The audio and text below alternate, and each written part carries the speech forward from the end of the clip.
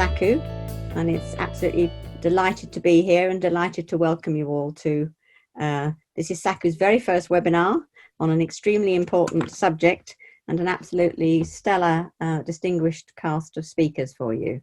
So my job is just to do the administration. So just to say that on the panel, before I hand over to Dr. Jenny Clegg, who is our Vice President, who will be chairing the conversation, just to say that I'm here on the sorting out the admin, together with my colleague Wang Fang and Ros Wong, who we three are all SACU Council members, and here just to try and do the technical work in the background.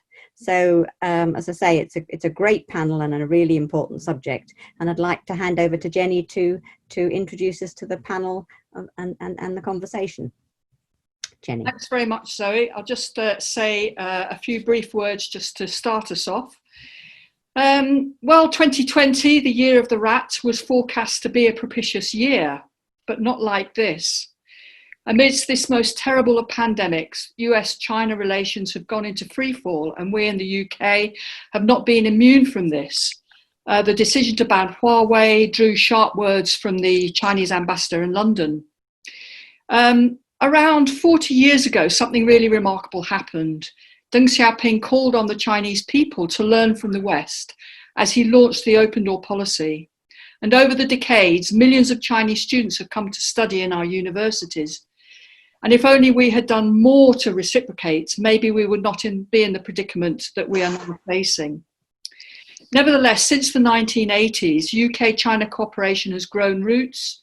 Research links have developed, cultural exchanges have flourished, and economic and business relations have grown, culminating in the declaration of the Golden Era in 2015. But now it seems the Golden Era is over, but will the strength of the interdependencies that have developed prevail? The current situation raises many fundamental questions, and to help us tackle these issues, SACU is delighted to have a really distinguished panel, each of whom has tremendous wealth of experience and expertise to draw on in building bridges of cooperation between the UK and China, all from different fields. Unfortunately, one of our panelists, Dr. Ruby Wong, cannot actually be with us. She's actually on a flight to Beijing at this moment, but she sent us a video of her talk, which we will show later. We shall probably run for just a little over an hour. Hopefully we will have time for questions. If you do have a question, please use the Q&A button to add your question. So without any more ado, I will introduce our first speaker, Professor Kerry Brown. Is Professor of Chinese Studies and Director of the Lao China Institute at King's College London. He's an associate of the Asia Pacific Programme at Chatham House and an adjunct of the Australia-New Zealand School of Government. From 1998 to 2005, he worked at the Foreign and Commonwealth Office and was first secretary at the British Embassy in Beijing. He's the author of over nearly 20 books on modern Chinese politics, and Kerry does a great job of promoting two-way understanding to wide audiences with frequent articles in the major international news outlets, including in China, and he's often to be seen doing interviews on the major news channels. So please, Kerry, start us off. Great, well, thank you very much, and it's great to be with the present company, and for SACU, you do important work and have done that for many years. So I think I'm going to talk about four things briefly: sentiment, economics, values, and knowledge. So those are big things, and I'm going to do them in about 8 minutes. On sentiment, I suppose one of the things I've observed really dealing with China for nearly 30 years is British sentiments, or British kind of feelings towards China were always a little bit difficult to work out. I mean, there's not been many surveys, and the surveys that have been done have not been that extensive. And I suppose, to be honest, apart from on the issue of Hong Kong, you wouldn't say that China had much centrality in our lives until the recent sort of 6 months. So what COVID has done coronavirus has done, really, I suppose, is brought more to the fore in people's daily lives this issue of China, and made them have opinions and think about China. That isn't a totally bad thing, because we do need to think about China, obviously.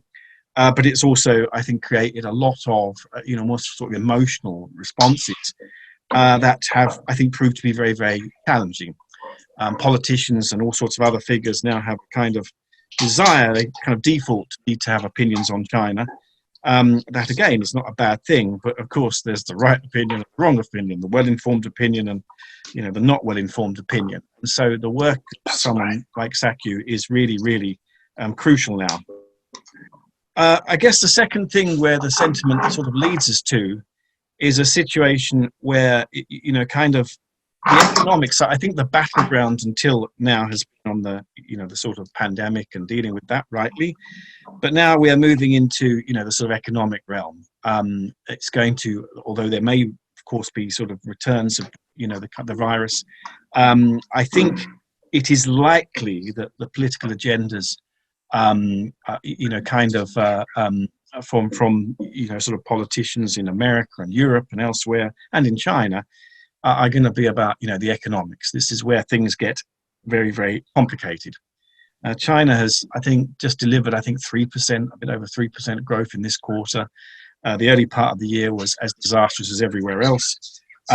But I mean, the kind of, issue really is, what does the world look like where you may have a China where, the economy is doing okay, and in America where it's doing disastrously, in Europe where it's doing disastrously. I mean, those are quite amazing outcomes, really, and they kind of accelerate us towards this huge symbolic moment when China may well be the world's dominant economy, despite obviously sharing very different political values to everyone else. Another scenario of the economics may be that everyone has a terrible time. That's not good too, because everyone having a terrible time per se is not good. A final outcome could be that actually Europe and America do well, and China doesn't do so well. I mean, maybe China's next quarter will not be great growth. I mean, it's unlikely, but it's possible. So all of those have really different outcomes. All you can say at the moment is the economic situation is clearly going to determine a lot of the politics. And it's going to determine a lot of the kind of geopolitical architecture, where we're heading into. And, China's role in that is going to be pretty dynamic. It could be that pragmatically, despite strong sentiments of sort of, confusion and maybe anger towards China, there's an acceptance that, the world's second biggest economy has got to play a bigger role in the UK's economic life. And this may, totally change things. It may be that there are ways in which China is seen as kind of helping us out of the current, problems that we're facing. Or it might be that, in fact, there are deep sort of resentments, and an anger that China is blamed for sort of producing this problem. And, so we are in a position, I suppose, you can only really say on the economics and the impact of that. We are in a very fluid position. And in fact, an organisation like Sakyu and politicians and everyone who is engaged with this issue and has been engaged with it has a big role in trying to guide this, because we could end up in very unfortunate outcomes where there's a lot of blame, a lot of resentment, a lot of misinformation, and, kind of everything basically gets thrown into disarray. So that brings me, I suppose, to the sort of values issue. There is, this sort of necessity to acknowledge the fact that, China, which is a fifth of humanity and a fifth of the global economy, as of today, has a very different system and, different outlook on the world, a lot of that informed by history and by its, kind of recent trajectory and a whole bunch of things. And, I mean, it doesn't look like that's going to change. Engagement over the last 40 years from, kind of Europe and America was often driven, I think, by a desire through economic, kind of involvement with China to see outcomes that will politically make China more similar to us. And that hasn't happened. And I think we have to sort of acknowledge that it is not likely to happen in any simple or straightforward way. And therefore, there's got to be a big, big think about, well, how do we deal with this values difference issue? We could have tolerance, and that would be great. I think that's clearly desirable. But again, we have to be pragmatic and recognize that there are significant constituencies here and in America and in Europe that do not feel particularly tolerant at the moment. And they're kind of looking at China as a threat just because it's different, even though China might not be a proselytizer and might not be trying to go into the world and change the world to adopt Sinified Marxism, Leninism. I don't think China's desire is to do that. Just the fact that it is the kind of entity it is with the kind of political system it has, and the difference that involves is a problem. So, the fact that it's the way it is a problem, not that it's doing anything particularly actively, or that it's doing anything, which is systemically against the sort of Western order. The fact that it is so significant and big as an economy and not like others is a problem. And so I suppose we just have to kind of find, and this is what I wrestle with all the time, how do we deal with that? On the one hand, I think as Jenny, has been pointing out in some of her public statements recently, we have to acknowledge, China's significant contribution to human well-being by the fact that, many people in China now are living materially better lives than ever before. And we have to recognize that the world's sort of, kind of material levels of well-being has increased predominantly because of the contribution of India and China. And while we can say that this is the work of the Chinese people, well, kind of the fact that it has the government it has is significant, and we have to work out what meaning that has in all of this. So, this kind of wrestling with that positive, with the significant negatives, the issues over Hong Kong, over Xinjiang, over, clearly the treatment of marginalized groups in China, these are not easy things to deal with. And it's not been at all easy to try and get some balance. So I suppose that brings me to the final thing, which is, well, okay, who is the hero in all of this? When you tell this story and there's all these issues of, the economy and the sentiments and the dilemmas, there's got to be a kind of, some heroic arrival. And I suppose that's really got to be a mission by all of us, I think, to just ensure that the knowledge levels throughout, the UK in particular, because that's what we're talking about, but everywhere improve about China. We live in a weird asymmetry where, knowledge levels, mostly by Chinese towards Europe and America, are better than those the other way. And I think that kind of is a real important battle, because whatever happens, my concluding words would be, whatever happens, I cannot see in the current very complicated situation how we are going to have any kind of desirable outcome when we are not well informed and not knowledgeable. We must do something about that. It doesn't matter that we like or dislike the China we're dealing with, but if we don't really understand and know it, then how can we have any, kind of admissible idea or attitude at all? So that will be my conclusion. Thank you very much. Thanks so much for that, Kerry. Very wide angle and highlighting the key issues so clearly and accessibly, and I'm sure leading to more searching questions. So thank you very much. Our next speaker first visited China in 1965 and has made over 70 visits as a businessman at the Guangzhou trade fairs, negotiating with China's trade corporations. As an arbiter in 12 arbitrations appointed by non-Chinese parties, and he's also worked on sporting and legal visits. Graham Perry is visiting professor of dispute resolution at the University of International Business and Economics in Beijing.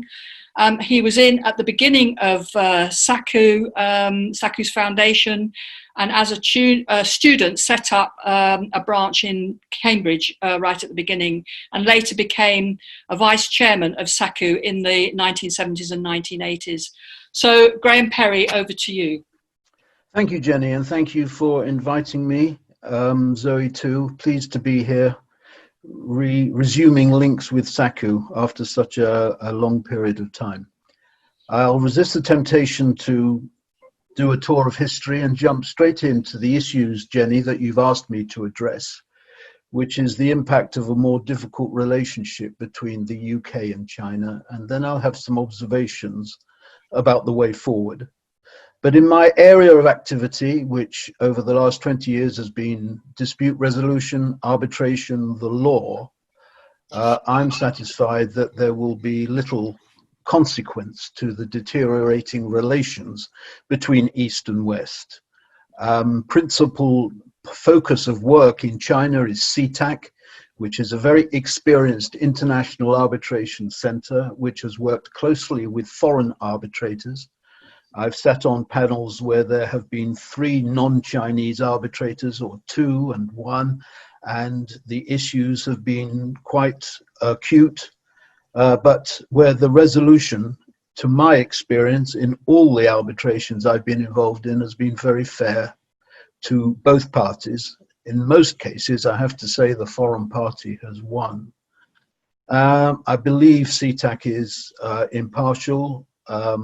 As I said, foreign companies win regularly, foreign arbitrators are permitted, and I believe the same will apply to the local arbitration chambers. The issues at the high political level of Trump and the freezing of relations with China over recent months, I don't think will have an immediate impact upon my area of work, because there is a very long gestation period between the decision to include an arbitration clause in a contract and then having the dispute and then having the dispute resolution. The process is quite a long one.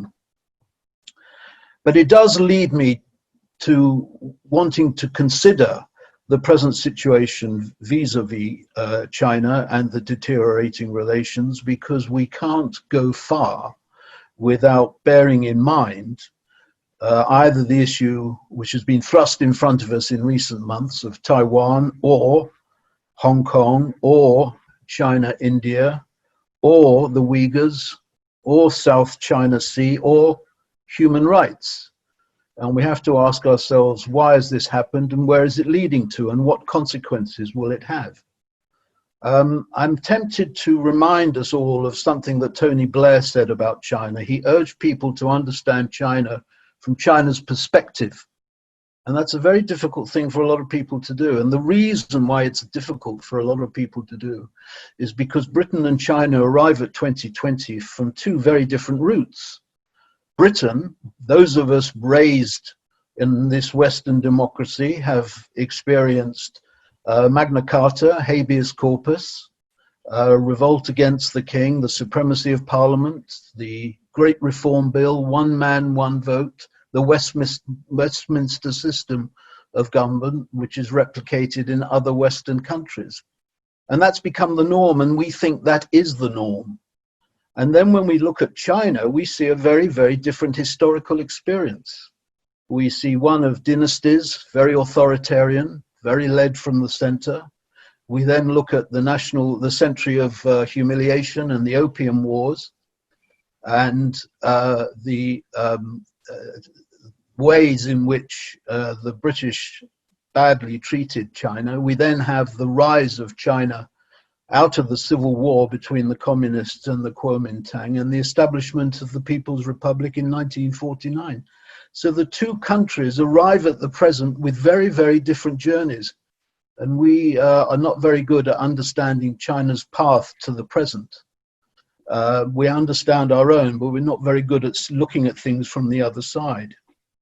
Much of this, of course, depends on the outcome of the November election. Trump has decided to make China a focus of discontent in the hope that he can make good the difference in the deficit that he has in the opinion polls. And we have to wait and see the outcome of the American election and see what then happens. If it's Biden, will there be a more conciliatory set of policies? If it's Trump, will it be more controversial? But we have to accept that for the present, something is happening which the Chinese have always foreseen, that the Americans would find it very difficult to accept the rise of China. And there's another aspect to it which people often overlook. China spent a lot of time examining the failure of the Soviet Union. The research institutes pored over every aspect of Soviet life so that the Chinese could understand what it was about the experience of the Soviet Union that led to its failure. Why? Because they wanted to ensure that China didn't go the same route. And they came to 2 conclusions, which are in some ways contradictory. On the one sense, one respect, they recognize the greater need than ever before for greater decentralization of business initiative. Very different from the Soviet model of heavy centralization.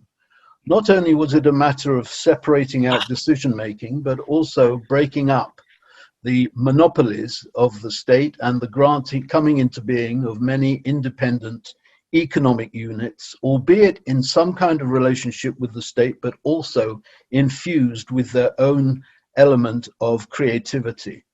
And China has benefited enormously and entered the WTO in 2001. And if you read Trump and you read the British, you will see that many somehow assume that if China entered into WTO and enjoyed prosperity, that their political system would change in a way very, very different to the one that they had hitherto enjoyed. That somehow the granting of greater economic initiative and economic rights would lead to more political rights, and somehow the downgrading of the Communist Party.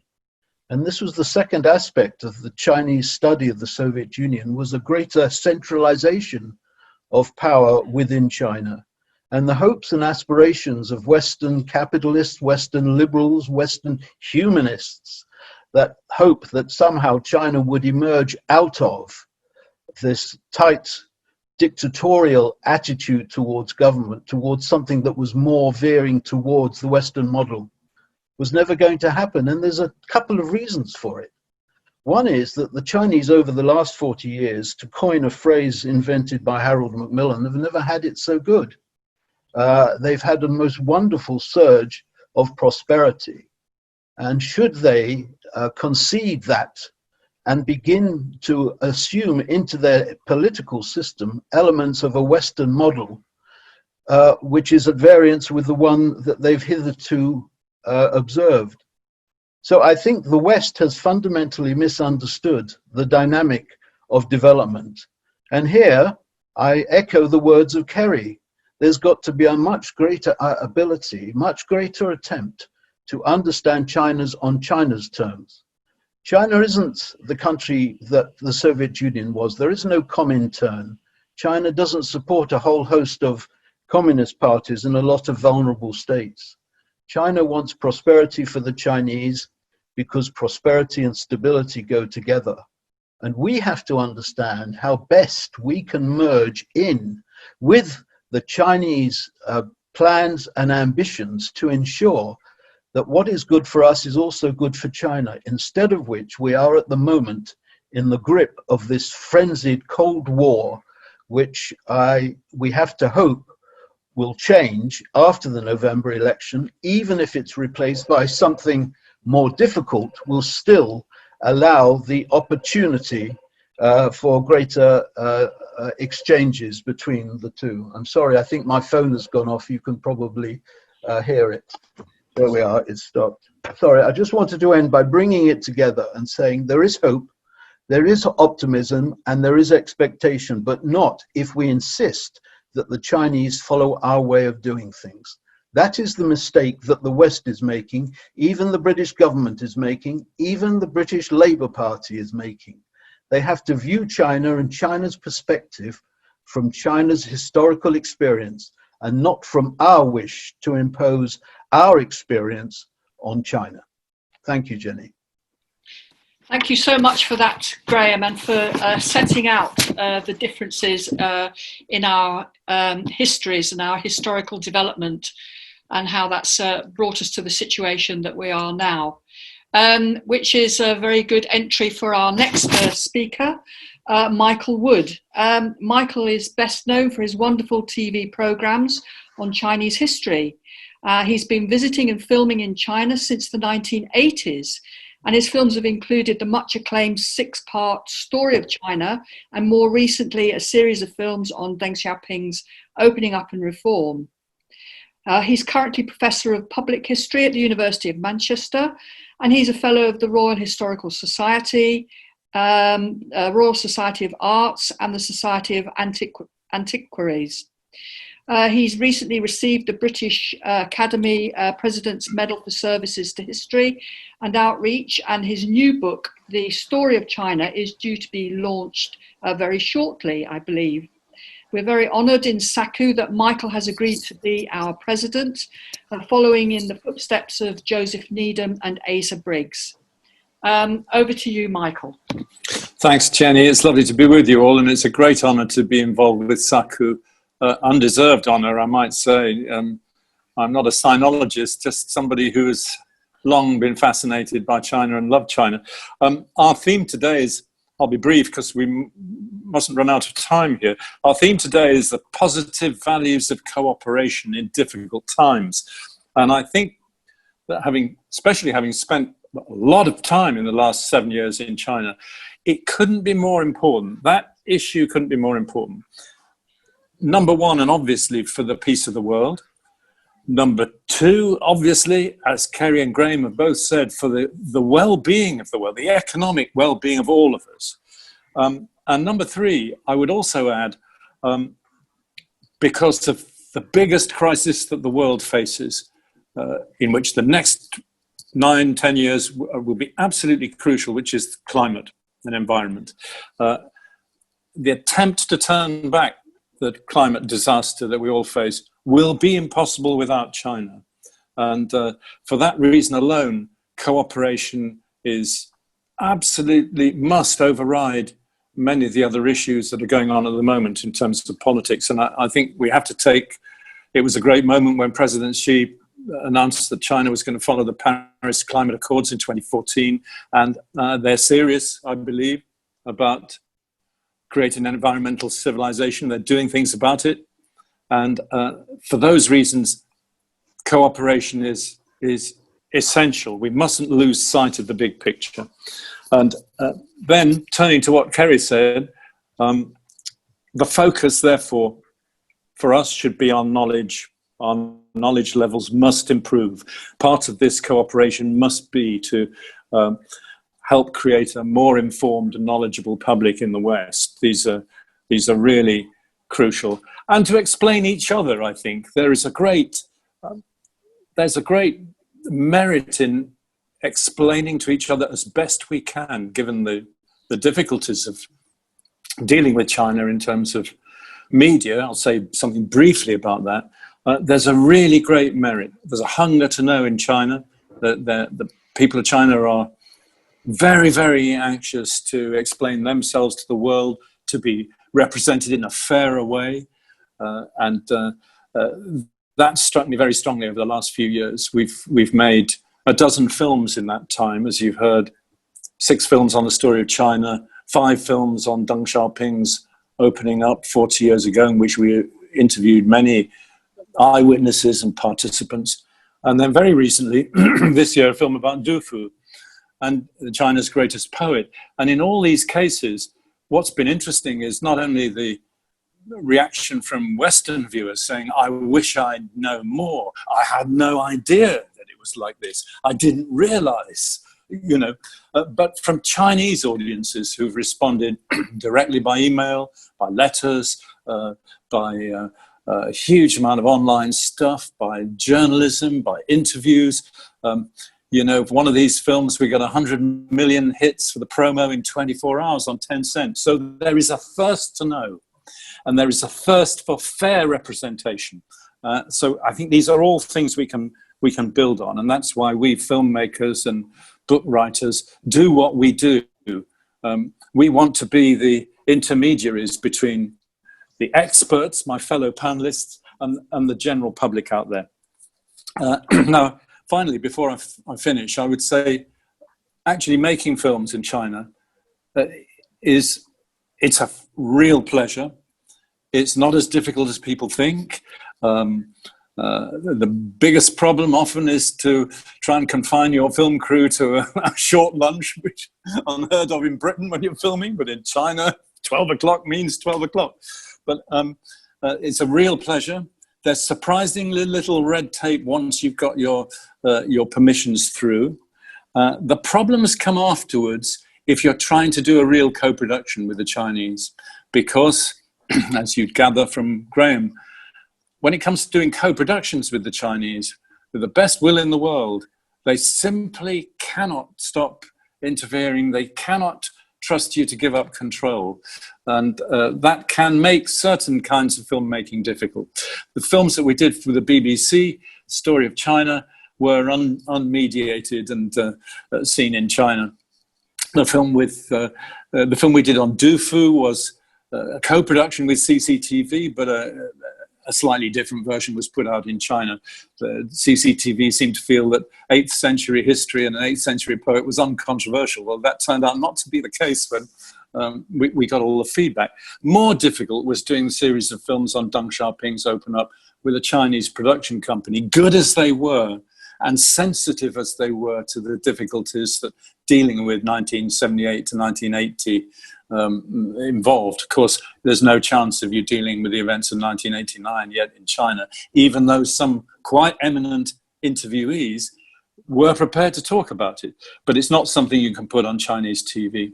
So that's just to give you a very brief idea of what it's like to make films there, the importance of making films there. There is a need to, you've got to be careful because the Chinese are willing to throw money. The Chinese state, the state broadcasters are willing to throw money at anybody who will make a pro-Chinese film. We've been approached with large sums of money to do films like History of the Communist Party, which were literally impossible to make. So you've got to be careful as filmmakers. But the urgent need is to explain ourselves to each other. And I do think it's a valuable task. There are issues with it. It doesn't always work. But for me, positive cooperation is the essential value at our time. Okay? I'll leave it at that. Thanks so much, Michael, for that and for sharing your experiences. Much to build on indeed. Now we are going to go to the video which was made by Dr. Ruby Wang. And before we actually start that, I just want to encourage people to put your questions in the Q&A so that we can have a little bit of discussion with the panel afterwards. Thank you. Hi, my name is Dr. Ruby Wang, and I'm very excited today to have been invited to speak on this SACU public event on the topic of UK-China relations, finding the way forward for cooperation in difficult times. Thank you to SACU Chair Zoe Reid and Vice President Jenny Clegg for inviting me to speak alongside a distinguished panel, including Mr. Graham Perry, Professor Kerry Brown, and Professor Michael Wood. Many apologies that I can't be there in person today, as around the time that the panel event will be going ahead, I'll actually be on the plane travelling from London to China. So I thought I would introduce my background and then speak a little on this topic. And I look forward to hearing from the rest of the panel and hearing all of their profound insights as well. So first of all, on my background, I'm a medical doctor in the NHS in the UK. I was born in China in Hangzhou, and I moved to the UK when I was 7 years old. And since then, I've grown up across the two countries and across the two cultures of UK and China. I finished medical school at the University of Cambridge and University College London and went on to practice medicine in London and in Oxford in the NHS hospitals. I've also gained experience studying at Tsinghua University in China and also experience working in health technology and health policy in China. As I fly from the UK to China on the 1st of September, I'm very excited to be starting a role at the UK Foreign and Commonwealth Office at the British Embassy in Beijing to lead their China Health Programme. And this is really where I want to begin. I'm flying to China, where I'll be mandated to stay for 2 weeks in a hotel in quarantine upon arrival to China mainland.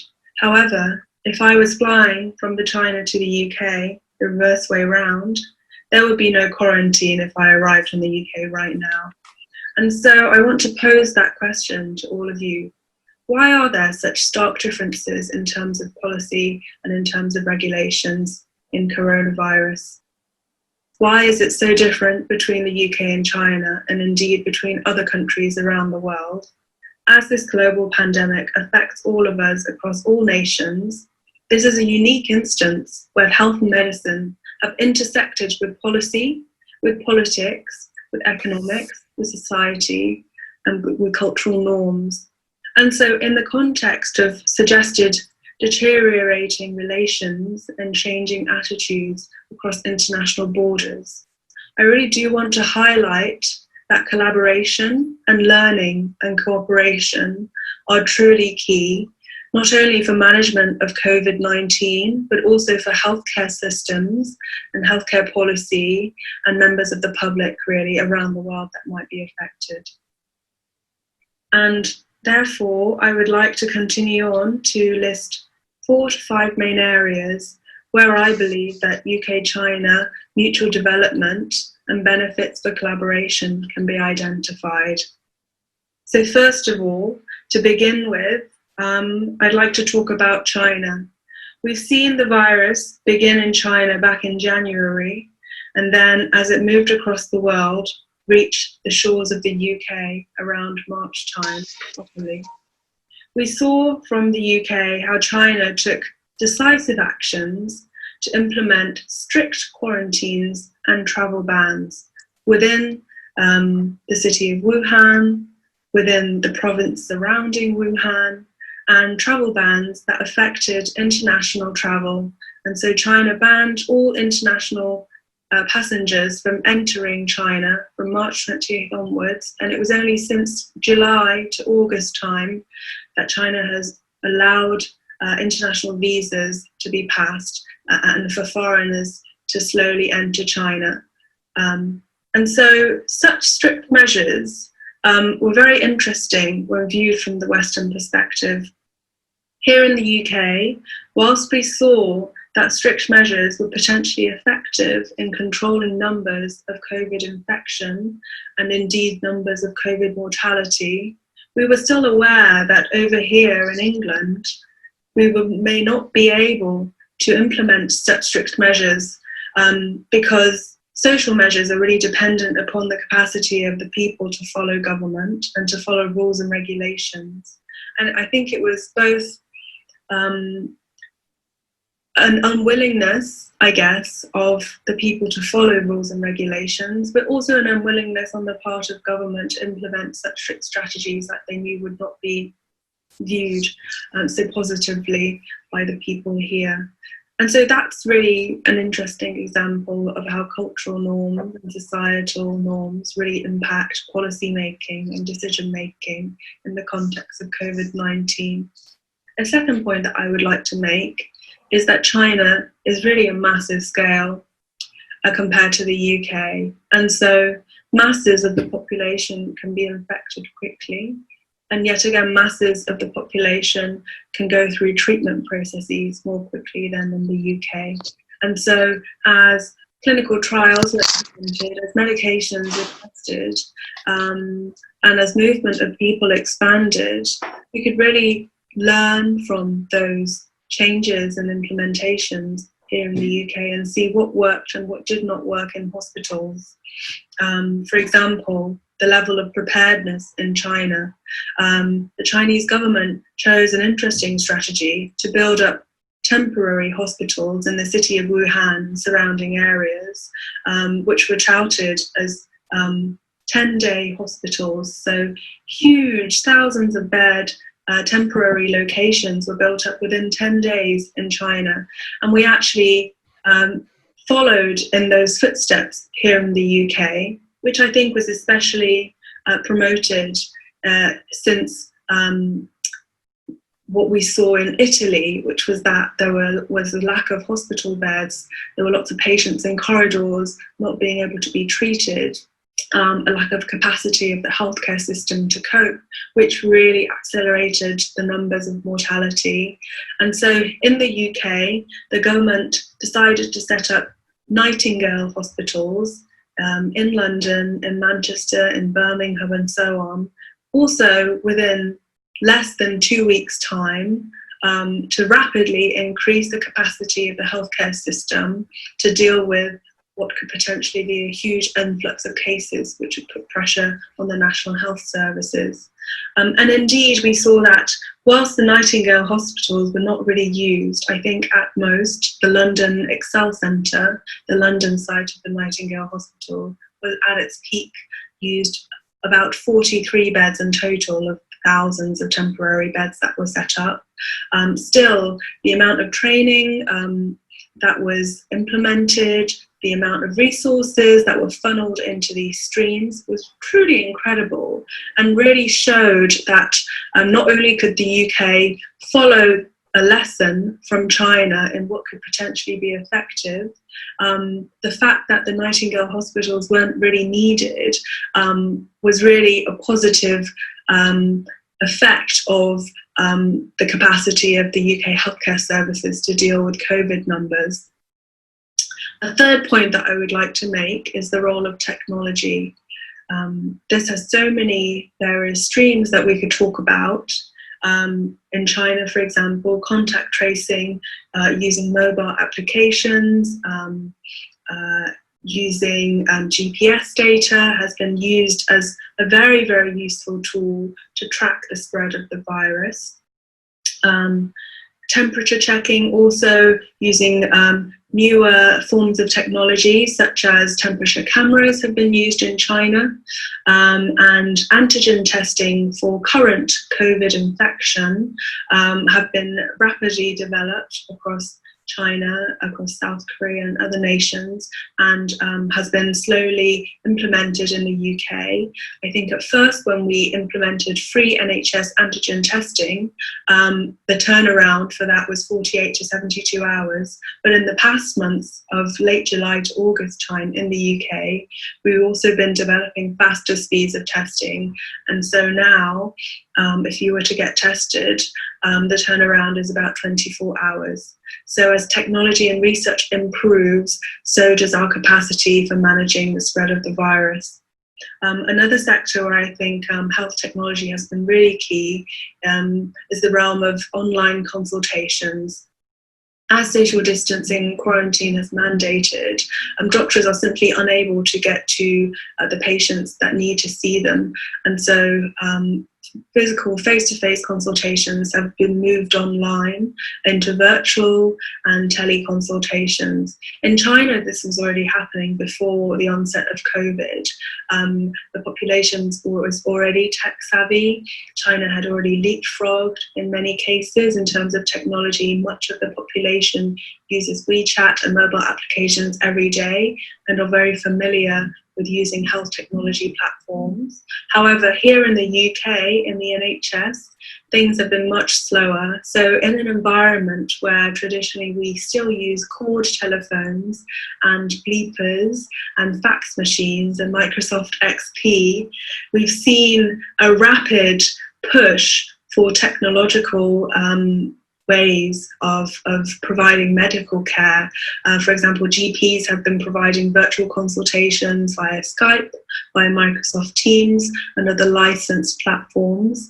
And in the time where push comes to shove, really, and there's been no other choice, I do believe that the rapid pace at which clinicians have been trained to use these new online platforms has allowed the NHS to move forward on the technological front, and this can be viewed as a positive way forward for the future, really, where we can maybe provide better and more accessible care to more of the population.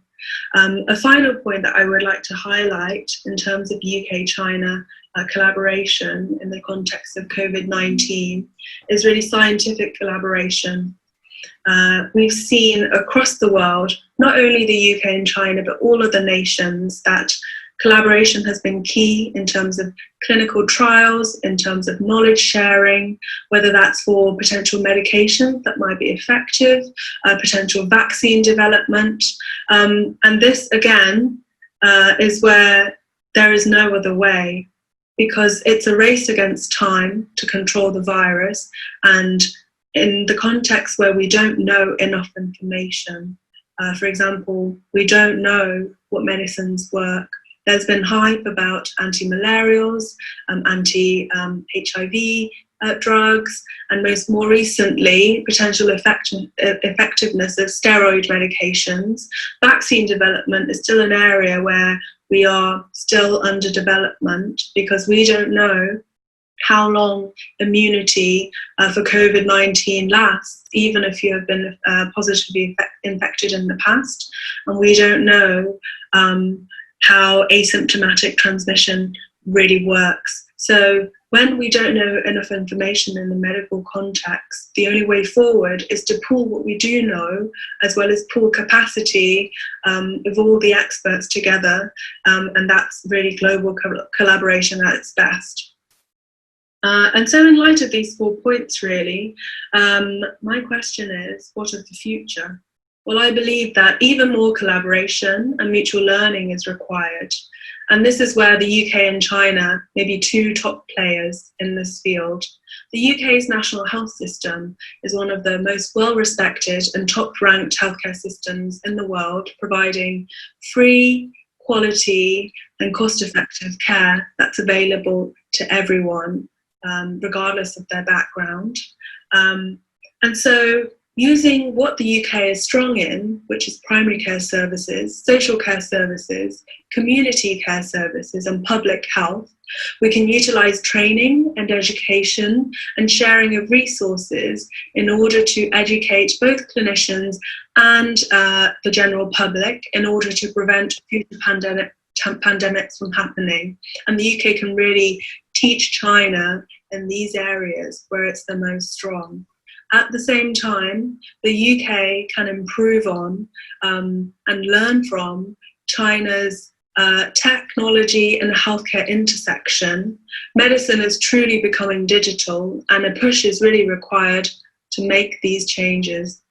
So overall, to conclude, I do believe that COVID has broken down barriers across countries for science, for healthcare, and for medicine, and created a short-term openness across borders because of need and must, at least in the scientific community. But let's all ensure that this openness is indeed long-term and sustained and allows us to continue to collaborate across borders. And so I think that's it from me for now, and I look forward to hearing from the rest of the panel. Thank you so much for allowing me to speak today. That was really great and really informative from Ruby. I realised that I didn't introduce her properly at the beginning. I apologise for that. And I should have said that, as she made clear, she's a UK medical doctor working on the NHS front line, but she's also the incoming China head of programme delivery for health and life sciences at the Foreign and Commonwealth Office at the British Embassy in Beijing, which is why she's flying to Beijing at this moment. And she has experience on both the British and the Chinese side, working in various capacities with the British Medical Council and Royal Society of Medicine, and has also acted as a medical advisor for Ali Health at Alibaba. So again, I apologise for that. Now we have some questions that have come in. I will just choose a few, and then the panel can decide which ones they want to respond to. So the first question that we have is from Peter Manning, OBE.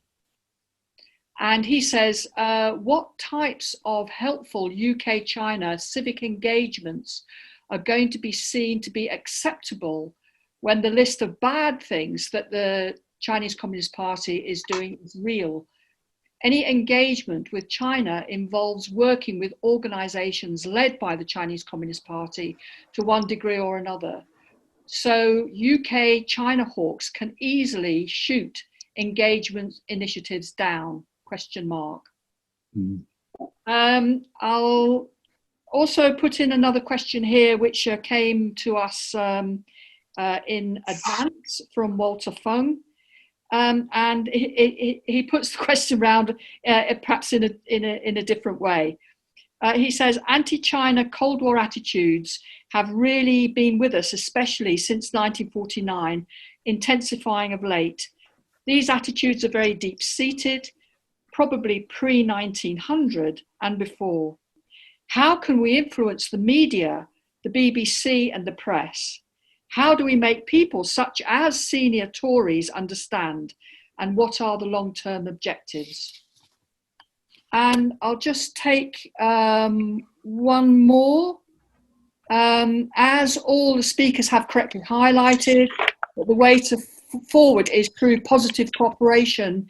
How do we achieve this mutually beneficial relationship in practice rather than submitting to business merely on Chinese terms? So I don't know which one of you three want to kick off here. I can see Graham's hand going up. And, I'm just happy to get it going. I'm sure that the views of Michael and Kerry are just as valid as mine, so I'm not claiming any priority for them. We are in the midst of a very heavy Cold War atmosphere, the like of which our generation hasn't seen, because its predecessor was in the 50s under the influence of John Forster Dulles. Never has there been such an anti-China feel in public sentiment and public comment. It's led by governments, not by businessmen, and this is one distinction I would make. Politicians have their own agendas, but businessmen have a separate agenda, and businessmen will vote for their feet, whether it's HSB, whether it's AstraZeneca, whether it's other business people who will see the opportunities and the benefits of closer cooperation with China. Just at the time that the Henry Jackson Society and the right wing of the Conservative Party and even elements of the Labour Party will insist on decoupling from China. Decoupling does not work. China is not going to go away. China has proven itself in battle, it's proven itself in development. If there are things about China that we don't like, we don't engage in megaphone diplomacy. Okay. We could take a leaf out Only of the 5 book. minutes for questions. We could take a leaf out of the book of Edward Heath, who always said if he had criticisms to make of the Chinese, he would do it in private meetings and not necessarily on public platforms. But at the moment, the West is under the leadership of a maniac.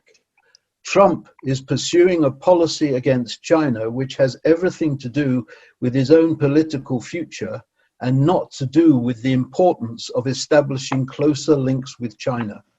As I said before, China does not seek world domination. China does not seek, China has no military, no soldiers, no navy outside of China, and yet is surrounded by 52 American bases, and yet it's China who gets the bad publicity. So I'm saying that there isn't a nice way to deal with this. We are in a Cold War. And those of us who think the government's on the wrong side have got to confront government. Confronting government doesn't mean being rude to them, but it does mean taking every opportunity to get in front of every relevant audience and putting points of view that we believe to be the right ones, and not be overwhelmed by the right-wing anti-communist rhetoric that has its origins in John Forster Dulles in America in the 1950s. I'm sorry to be so firm about it, Jenny, but you know, beating around and pretending we can discuss this academically and pleasantly, the fact of the matter is we're being led in the wrong direction. Eventually the world will realize, and this is my last point, because China is not going away. China is not going to go the same way as the Soviet Union. We don't have to be in love with China. I'm English, I love England, I love the English way of life. I don't want to go and live in China. I'd struggle to live in China because it's not the natural harmony of my upbringing and my life, and I'm not afraid to say that. There are things about China that are not quite right for me, but that doesn't prevent me from feeling that we benefit in Britain and the world benefits if we have closer links with China, and that's what SACU's always been about. Mm-hmm. Okay, thank you, Graham. Yes, I Kerry, can. no doubt. Yeah. I mean, so I'm not really part. I mean, my institute, the Lao China Institute at King's, it's non-partisan. So I mean, it's really sort of more about you know, kind of trying to work a framework of understanding this. I mean, I don't think, I slightly disagree because I don't think it's a Cold War. The USSR had a very specific space and was a sort of proselytizer in some ways. And the interesting thing about China is that it's actually integrated in some areas, you know, in the internet and all sorts of other areas, or not the internet, but, you know, finance and supply chains and technology. You know, the interesting thing is that it's kind of integrated into a sort of global system. And that's something that COVID-19 has exposed, I suppose. It's also a good stakeholder in climate change, as I think someone earlier said. And as Ruby Wang's sort of presentation made clear, you know, in some ways it's now technology leader. So this is a very different kind of situation than the Cold War. It's not neat. There aren't neat boundaries. It's not an easy kind of situation to deal with. And I suppose in mitigation, you've got to say that for publics in Europe and America, it is a big thing to deal with. You know, the arrival of this huge new partner that is so different, and they've been ill prepared for it. I'm not saying that's anyone's fault, but, you know, this is a big thing to take on board. I suspect the answer to this sort of set of questions is going to be led by what happens in the economy, because there are cooperations and collaborations that one chooses, and there are cooperations and collaborations that one has to do because of necessity. So we don't know what a world looks like where potentially China is economically incredibly important to the solution of our economic problems, specifically for the UK. You know, the anomaly is that the UK at the moment has a suboptimal economic relationship with China. China is not a big investor here. It's not a huge trading partner. It's got bigger, but it's not as big as Europe or America. And it seems to me, just specifically about the UK, that if we are going to be in a situation of low or negative growth and maybe mass unemployment, the political dynamics totally changes. And I don't really understand then how politicians would be able to say, despite those massive challenges, we don't deal on a point of principle with the world's second biggest economy. So this isn't an issue really about ideology. It's an issue about, well, I mean, that would be an issue about ideology, but to me it's an issue about how politically palatable is that going to be. I mean, are you really going to have politicians either of the left or the right or the centre being able to tell the public, well, we are going to stick to what we said last year, that China is a big problem and we're never going to deal with it, despite the fact that there may be very valid areas in which it will absolutely offer, you know, kind of help in economic growth and in kind of, you know, sort of job creation. And that seems to me to be a quandary that the current, you know, sort of political atmosphere has created. Finally, the issue of reciprocity is really important. The perception, which may be wrong, is that China does asymmetrical deals. And that's really an issue, because with WTO, and Graham will know better about this than any of us, but, you know, the perception is that it has got a good deal, although the reality probably is totally different. The perception is that, you know, it always comes out as the winner. You know, China goes for win-win because it wins twice, right? I mean, you know, and this sort of is an issue because that has got to be addressed. If the perception's wrong, China needs to communicate that much better.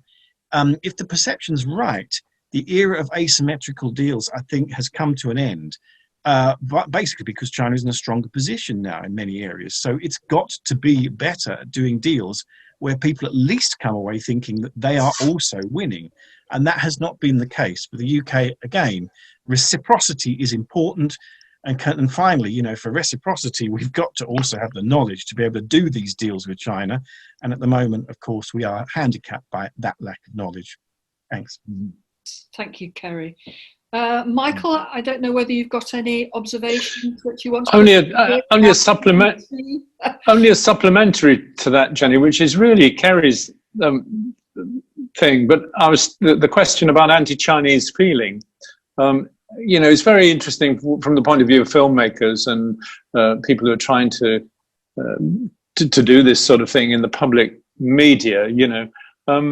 And we detect that everywhere. There's a coldness towards China. I was very struck by going to America to talk about the story of China films there. And the same New York Times critic who'd gone overboard about the story of India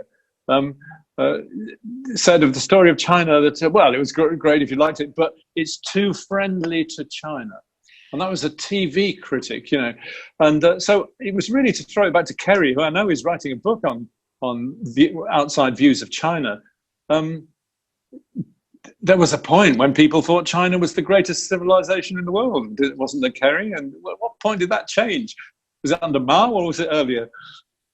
I mean, that's a great question, but I think what's always been disorientating in Western audiences is this question of what do Chinese believe? And if you think now, you know, it's really a sort of huge question, isn't it? You know, they have a communist system, but they're great capitalists. So I suppose the next decade is going to see this amazing situation where it is likely the world's greatest practitioner of capitalism is going to be a communist country. That is one hell of a punchline, right? That's going to be the ultimate punchline. You know, the end of history is this situation. So, and I don't really know where you do the script of that. Maybe you can help us. You know, you can film this and help us. Graham, have you got a comment on that? Well, just this point about capitalism and communism. It's an interesting one, and Kerry's just touched on it. But what many people think was that Deng Xiaoping recognized the problems facing China back in 1979 and realized, he came out with that wonderful phrase, I don't mind whether it's a white cat or a black cat, so long as it catches the mouse. I don't mind whether it's capitalism or socialism, so long as it brings prosperity to the Chinese people. And for those of us who lived through the Cultural Revolution and remember the Great Leap Forward and everything, then the intensely political era that accompanied that period, it was in quite a remarkable change around, led by the Communist Party, which Kerry has properly pointed to. So it's a question of prosperity and development. But the Chinese, I don't think, will likely surrender their commitment to Marx and Lenin because they do believe the success that they've achieved isn't simply because they are Chinese, but also because they've been followers of that ideology, although, as we know the phrase, with Chinese characteristics. And you know, Mahbubani, Professor Mahbubani, which some of you may know in his recent book, referred to an interesting statistic, which I always quote when I'm talking to people who believe that China is groaning under an unfair dictatorship. I think it's 2018 or 2019. The figure is that 134 million Chinese toured abroad and 134 million came home. That's a very interesting statistic. Can I ask a question to Jenny and Graham? Because this is you're the only people I can really ask this to in the whole of the UK.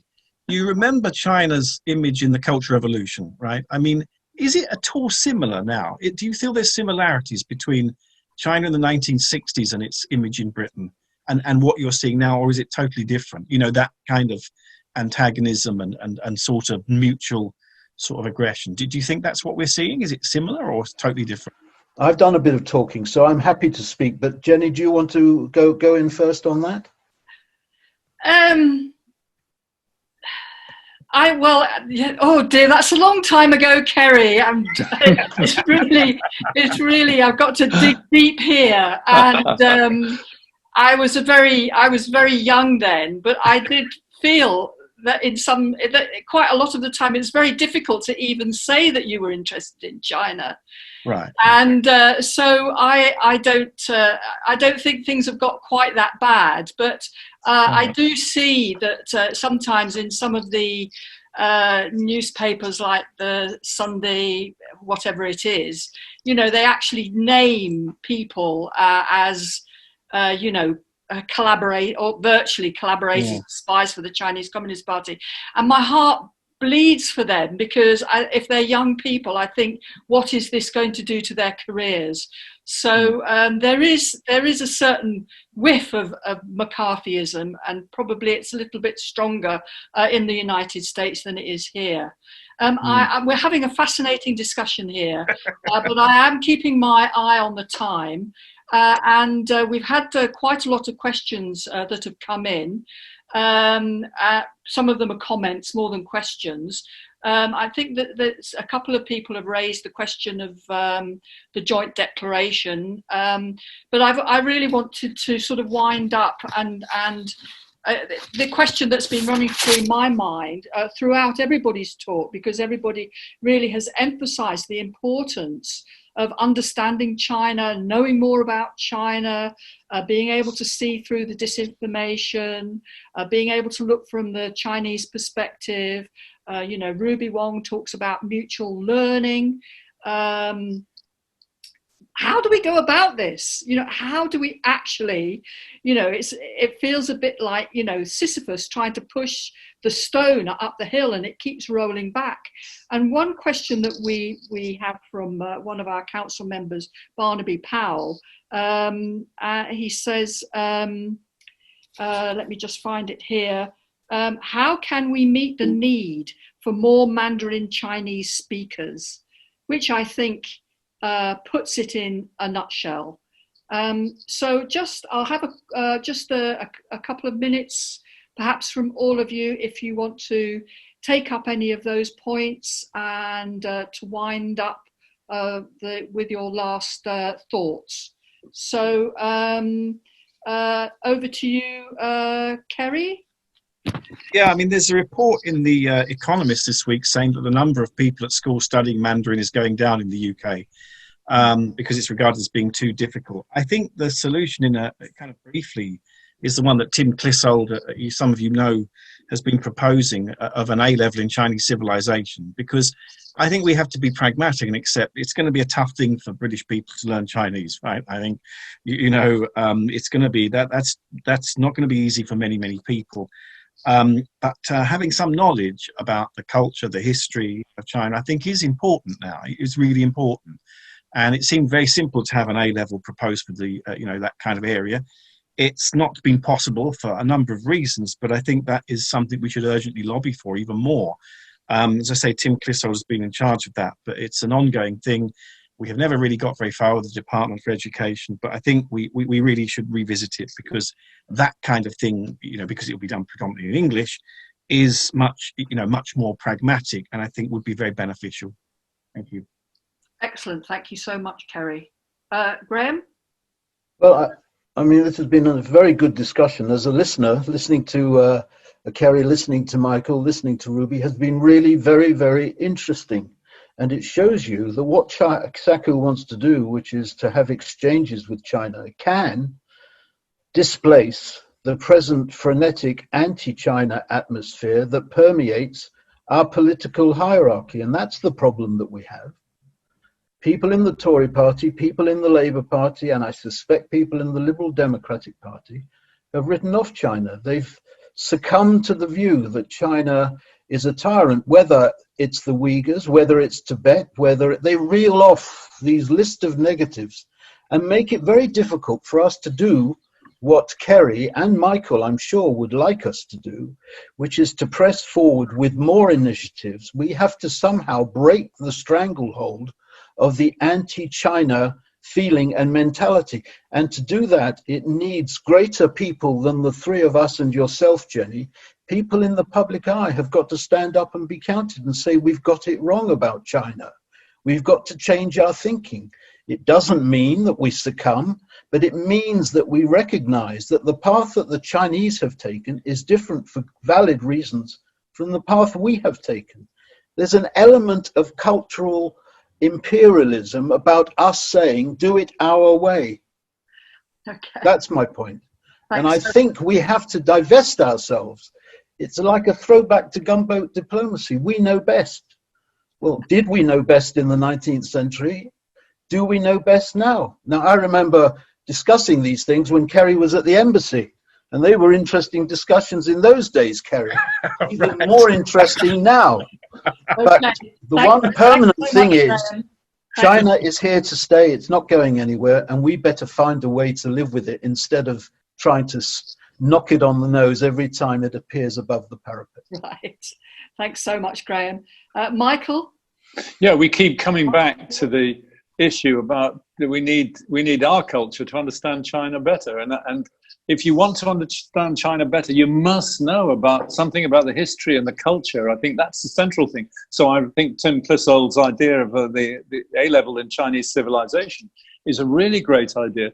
And the thing is, it would be a wonderful subject to do. You can't find a history or a culture that is more dramatic, more creative, more humane, I would say, and the interaction of literature and science with the story of history is so much all the way through, so you get everything with history of Chinese civilization. So I would, of course, I'm biased, but I would push that very, very strongly, I think, and the humaneness of the culture.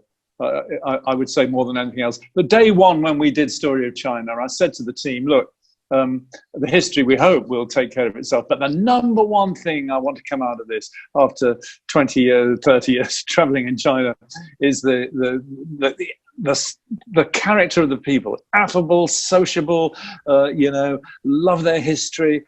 And I think, that's one of those things to break as well. I've never been stopped so many times on the tube going to work when those films went out by people saying, I had no idea China was like that.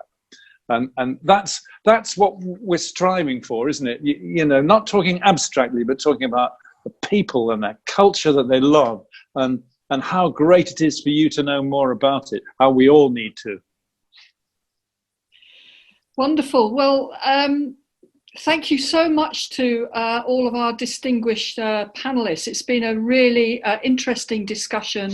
Lots of questions have been raised, great challenges ahead of us. I think this has been an important event, and I, for one, will be watching it again because there's so much that has been said, so much to absorb, and we will be sharing it on our YouTube channel. So please, if you've enjoyed this, please do share it as well, the viewers out there. I think it's at a time like this when we really need to have the voices of people like Kerry and Graham and Michael and Ruby, voices of experience, weight and wisdom. We need these to be heard, both by the wider public and amongst the powers that be. And this is the challenge before us. I do think that despite a lot of negativity, there is, for some people, a growing appetite in Britain for understanding China. And I'm sure that all our panelists will be continuing to make valuable contributions here.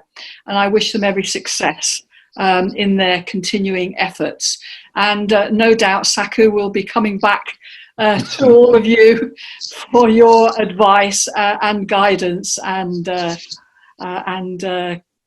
contributions and enthusiasm. So thank you so much from all of us. Thanks a lot. Okay then. Right. We'll close the session now. Thank you. Bye.